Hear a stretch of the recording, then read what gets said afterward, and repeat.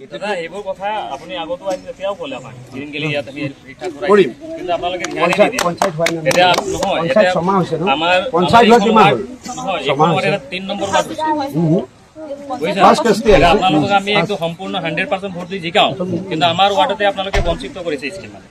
এতিয়া অসম দৰ্শনত দেখোন আমাৰ 3টা দেখোন নামঘৰত আপোনালোকে এটাও আঁচনি নিদিলে অসম দৰ্শন 100 দিলো আৰু 100 দিবলৈ আছিল ক'ত আমাৰ ইয়াত দিয়া নাই নহয় ডিজিটেল চাইলে কিমান দিছো আমি সেইখন চাইছো আৰে আমি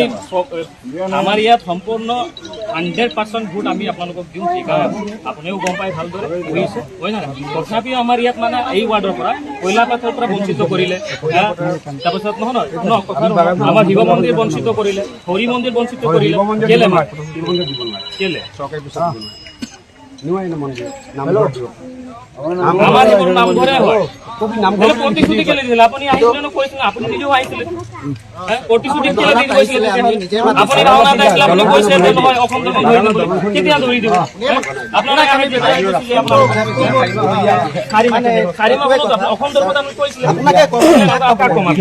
আমি কাক ক'ব নেক্সট লিষ্টত আপুনি ইলেকশ্যন হ'ব দাদা আপুনি ইলেকশ্যন আগত আমি নাজানো আপুনি ইলেকশ্যন আগত আমাৰ এই 3টা নামঘৰৰ অসম দৰ্শন হ'ব লাগিব কথা নেক্সট লিষ্টত পাই